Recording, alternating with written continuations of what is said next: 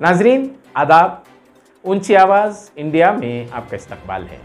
मैं हूं आपका मेज़बान इब्राहिम नफीस। चलिए नज़र डालते हैं 24 अगस्त की हेडलाइंस पर। International headlines.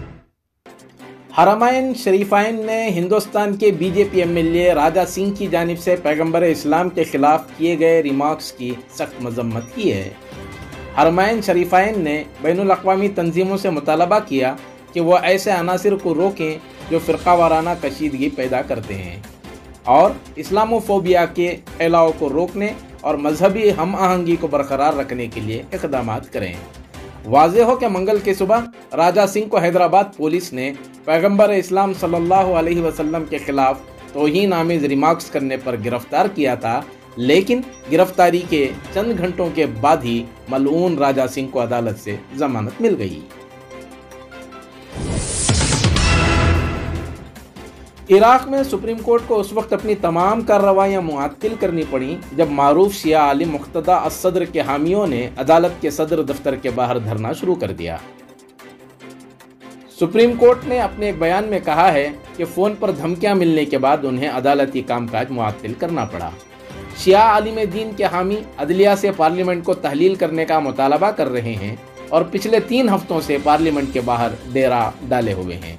गुज़िश्ता हफ्ते अस-सद्र ने पार्लियामेंट को तहलील करने के लिए मुल्की अदलिया को 1 हफ्ते का वक्त दिया था, मगर अदालत ने उन्हें जवाब दिया कि ऐसा करने का कोई इख्तियार नहीं है।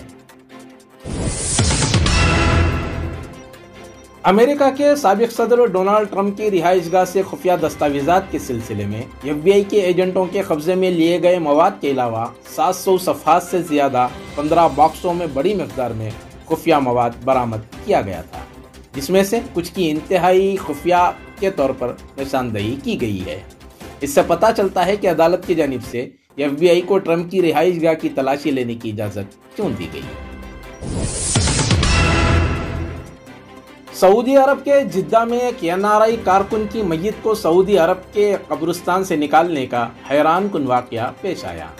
बताया जाता है कि तमिलनाडु के मदुरई ज़िले से ताल्लुक़ रखने वाला 42 साला पळनिस्वामी का 9 मई को दिल का दौरा पड़ने से इंतकाल हो गया।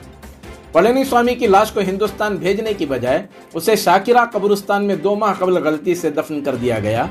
पळनिस्वामी का ख़ानदान उसके बाद परेशान हो गया और वो जल्द से जल्द हिंदुस्तान को लाने की मांग कर रहा था। अगले दिन तदफीन के बारे में पता चला और उन्होंने फौरी तौर पर हिंदुस्तानी सिफारत खाने से दरख्वास्त की कि लाश को निकालकर घर वापस भेज दिया जाए। दरख्वास्त की बुनियाद पर NOC जारी कर दिया गया और हिंदुस्तानी सिफारत खाने के अहलकारों ने लाश को निकालने के लिए 2 माह से ज़्यादा काम किया। आखिरकार उसे खोदकर रियाद शहर मुंतकिल कर दिया गया है। बताया जा रहा है कि पळनिस्वामी की बॉडी जल्द ही हिंदुस्तान वापस आने की उम्मीद है। वजीर दिफा राजनाथ सिंह वज़राए दिफा के इजलास में शिरकत के लिए उज़्बेकिस्तान पहुंच चुके हैं। एयरपोर्ट पर उज़्बेकिस्तान के वजीर दिफा बाखुद्दीन कुर्बानोव ने उनका इस्तकबाल किया। शंघाई ताउन तंजीम के सरबराहान का इजलास आइंदा महीना 15 और 16 सितंबर को समरकंद में होगा, जिसमें भारत, रूस, चीन, पाकिस्तान और दीगर ममालिक के सरबराह शिरकत करेंगे।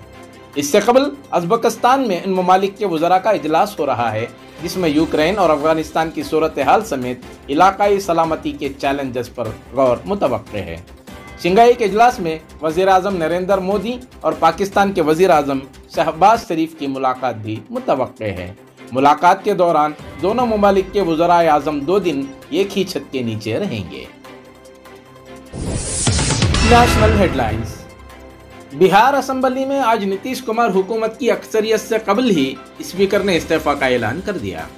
असेंबली में जैसे ही कार्रवाई का आगाज हुआ, स्पीकर ने कहा कि उनके खिलाफ कई तरह के इल्जामात आयद किए गए और वो बहुत पहले ही इस्तीफा देना चाहते थे, लेकिन उन्हें इल्जामात का जवाब देना था। विजय सिन्हा ने कहा कि वो उसूलों के मुताबिक काम कर रहे हैं और उनके खिलाफ जो अदमे एतमाद की तहरीक पेश की गई है वो गैर आईनी है। ख्याल रहे कि अजीम इत्तेहाद से ताल्लुक़ रखने वाले 9 अरकान असेंबली ने खत लिखकर असेंबली स्पीकर विजय सिन्हा का इस्तीफा मांगा था, मगर विजय सिन्हा ने कहा कि 9 में 8 अरकान असेंबली के मकतूब उसूल व ज़वाबित के खिलाफ हैं। नरेंद्र नारायण यादव को उनकी जगह कायम मकाम स्पीकर बनाया गया है। हैदराबाद में मलऊन राजा सिंह की रिहाई के खिलाफ कई मकामात पर एहतजाजी मुजाहरे किए गए, जबकि आरएएफ जवानों ने भी मार्च करके लोगों के एतमाद को बहाल करने की कोशिश की। इसके अलावा कई मकामात पर पुलिस की जानिब से एहतजाजियों पर लाठीचार्ज की इत्तला भी मिली है। इस दौरान बाज नौजवानों ने बताया कि वो बेगम बाजार इलाके से रात देर गए दफ्तर से वापसी के दौरान गुजर रहे थे कि उनकी गाड़ी पर माशा अल्लाह देखकर उन पर हमला किया गया। हमलावरों के पास हॉकी स्टिक्स थे और वो 20 था 25 थे। उन्होंने इल्जाम आयद किया कि पुलिस से शिकायत पर पुलिस ने कार्रवाई के बजाय उन्हें वहां से चले जाने का मशवरा दिया। रुकने पार्लियामेंट संजय सिंह ने दिल्ली के नायब वजीर आला मनीष सिसोदिया के घर पर सीबीआई के हालिया छापे पर मोदी हुकूमत को निशाना बनाया है। संजय सिंह ने कहा कि बीजेपी हमारे अरकान असेंबली को डरा रही है और पैसों का लालच दिया जा रहा है और कहा जा रहा है कि तुम्हारे खिलाफ भी वही किया जाएगा जो मनीष सिसोदिया के साथ किया गया। संजय सिंह ने दावा किया कि उनकी पार्टी के 4 एमएलए संजीव झा, सोमनाथ भारती, अजय दत्त और कुलदीप कुमार को तोड़ने की कोशिश की गई और 20 करोड़ रुपयों की पेशकश की जा रही है। उन अरकान असेंबली को झूठे मुकदमात में फंसाने की धमकियां दी जा रही हैं। मोदी हुकूमत पर हमला करते हुए संजय सिंह ने कहा कि जो हरकत आपने पहले की है वो दोबारा ना करें। संजय सिंह ने कहा कि ये दिल्ली है और हम केजरीवाल के सिपाही हैं, बिकने वाले नहीं। आपकी कोशिश इस बार भी नाकाम होगी।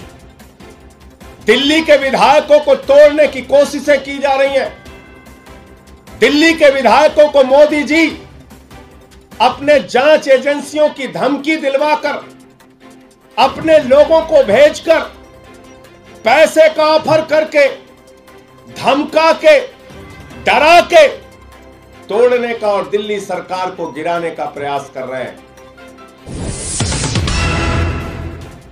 मुल्क की सबसे पुरानी सियासी पार्टी कांग्रेस एक बड़ी तब्दीली की तरफ बढ़ रही है, जो कई दहाइयों के बाद किसी गैर गांधी को पार्टी सदर मुंतखब कर सकती है। जराये के मुताबिक कांग्रेस की मौजूदा सदर सोनिया गांधी ने राजस्थान के वजीर आला अशोक गहलोत को सदर बनने की पेशकश की है, जबकि गहलोत कई बार कह चुके हैं कि राहुल गांधी को सदर बनाया जाए। हाल ही में उन्होंने ये भी कहा था कि अगर राहुल सदर नहीं बनते हैं तो पार्टी में मायूसी होगी। कांग्रेस के नए सदर का इंतखाब आइंदा माह 21 सितंबर को होना है। ज्ञानवापी मस्जिद मामले में चल रही अदालती समाअत के दौरान मुस्लिम फरीक ने दस्तावेजी शवाहिद की बुनियाद पर ज्ञानवापी अहाते को वक्फ बोर्ड की मिल्कियत होने का दावा किया है। ज्ञानवापी मस्जिद के तनाज़े पर मुकदमे की समाअत आगे बढ़ेगी या नहीं, इसका फैसला 12 सितंबर को आ सकता है। जिला जज डॉक्टर अजय कृष्णा विश्वेश की अदालत में आज 3 घंटे से ज्यादा वक्त तक समाअत हुई। फिलहाल डिस्ट्रिक्ट जज की अदालत ने फैसला महफूज कर लिया है। माना जा रहा है कि अब 12 सितंबर को अदालत अपना फैसला सुनाएगी कि मामला मजीद समाअत के काबिल है या नहीं।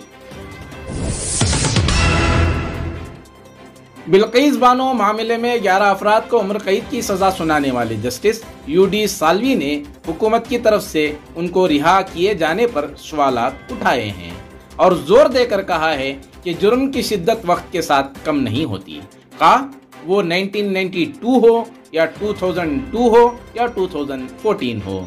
ख्याल रहे कि गुजरात हुकूमत ने हाल ही में गुजरात फसादात के मुतासिरा बिल्किस बानो के मामले में 11 कसूरवारों को रिहा कर दिया है।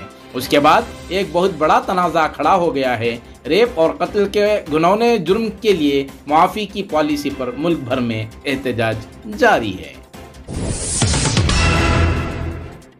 महाराष्ट्र कानून साज असेंबली कॉम्प्लेक्स में हुक्मरान जमात और अपोजिशन के दरमियान कोरोना के दौरान मुबैना बदउनवानी के सिलसिले में झड़प हुई। हुक्मरान जमात ने कोरोना के दौर में करप्शन के हवाले से असेंबली के सीढ़ियों पर मुजाहरा किया। बीजेपी ने शिवसेना के सरबराह उद्धव ठाकरे और आदित्य ठाकरे और दीगर रहनुमाओं पर कोरोना के दौर में जबरदस्त बदउनवानी में मुलव्विस होने का इल्जाम करने के बाद उनकी अपोजिशन से झड़प हुई। State headlines. Opposition leader Siddaramaiah के मंदिर दौरे से पहले नॉनवेज खाने का मामला एक बार फिर गर्म आया। सिद्धारामैया से इस बाबत पूछा गया तो उन्होंने उल्टा सवाल किया कि आप पूछने वाले कौन हो? मैं एक नॉन वेजिटेरियन हूँ और गोश्त खाता हूँ। अगर आप सब्जी खोर हैं तो ऐसा नहीं करेंगे। तुम्हारी आदतें तुम्हारे लिए और मेरी आदतें मेरे लिए। सिद्धू ने कहा कि क्या खुदा ने किसी को कहा है कि वो मंदिर जाने से पहले गोश्त न खाएं? दूसरी तरफ बीजेपी ने कहा है कि साबिक वज़ीर आला को हिंदुओं के जज्बात का कोई एहतराम नहीं है, क्योंकि वो नॉन वेजिटेरियन खाना खाने के बाद मंदिरों में गए थे। लोग उन लोगों को मुनासिब जवाब देंगे जो मंदिरों के तई हिंदुओं के मजहबी जज्बात को नहीं समझते। ಈ ಸಮಾಜದಲ್ಲಿ ನೋಡ್ರಿ, ಮಾಂಸ ತಿನ್ನೋದು ತಿಂದೇ ಇರೋದು ಅವರವರಿಗೆ ಪರ್ಸನಲ್ ಇರೋದು, ಅವರ ಫುಡ್ ಹ್ಯಾಬಿಟ್. ನಾನು ಮಾಂಸ ತಿಂತೀನಿ, ನನ್ನ ಹ್ಯಾಬಿಟ್. ವೆಜಿಟೇರಿಯನ್ ತಿಂತೀನಿ, ಅದು ದಟ್ ಇಸ್ ಮೈ ಹ್ಯಾಬಿಟ್. ಗೊತ್ತಾಯ್ತಾ? ಕೆಲವರು ತಿನ್ನಲ್ಲ, ಅದು ದಟ್ ಇಸ್ ದೇರ್ ಹ್ಯಾಬಿಟ್. ಅದೊಂದು ಇಶ್ಯೂ. ಅದರಿಂದ ಸಮಾಜಕ್ಕೆ ಒಳ್ಳೇದಾಗ ಕೆಟ್ಟದಾಗುತ್ತಾ? It is not at all an issue. ಯಾರ ಬಿಜೆಪಿ ಅವ್ರಿಗೆ ಇನ್ನೇನ್ ಬೇರೆ ಕೆಲಸನೇ ಇಲ್ವಲ್ರಿ? ಇಂಥದೇ ಕಿತಾಪತಿ ಮಾಡೋದು, ಕಾಂಟ್ರವರ್ಸಿ ಮಾಡೋದು, ಉಳಿ ಹಿಂಡೋದು, ಜಗಳ ಅಂಟಾಕೋದು, ಡೈವರ್ಟ್ ಮಾಡೋದು, ಇದೇ ಕೆಲಸ. रियासती हज कमेटी के चेयरमैन रऊफुद्दीन कचहरीवाला ने कहा है कि तारीखी शहर बीदर में बहुत जल्द हज हाउस का क़याम अमल में आएगा और इसकी तमाम तैयारियां मुकम्मल कर ली गई हैं। हज हाउस की तामीर के लिए 3 एकड़ ज़मीन दरकार है। रऊफुद्दीन ने बताया कि बीदर में हज हाउस से मुताल्लिक़ बीदर के कमिश्नर से बात की गई। कमिश्नर की जानिब से जो जगह हज हाउस के लिए दिखाई गई थी वो मुतनाज़ा मकाम है, इस वजह से काम रोक दिया गया। हम अपनी कोशिश कर रहे हैं और हज हाउस के लिए दूसरी सरकारी जगह खरीद कर हज हाउस का संग बुनियाद रखा जाएगा। नाजरीन, इसी के साथ दीजिए मुझे इजाज़त। ताज़ा तरीन खबरों को देखने के लिए इंतज़ार कीजिए रात 9 बजे ऊंची आवाज़ इंडिया चैनल पर।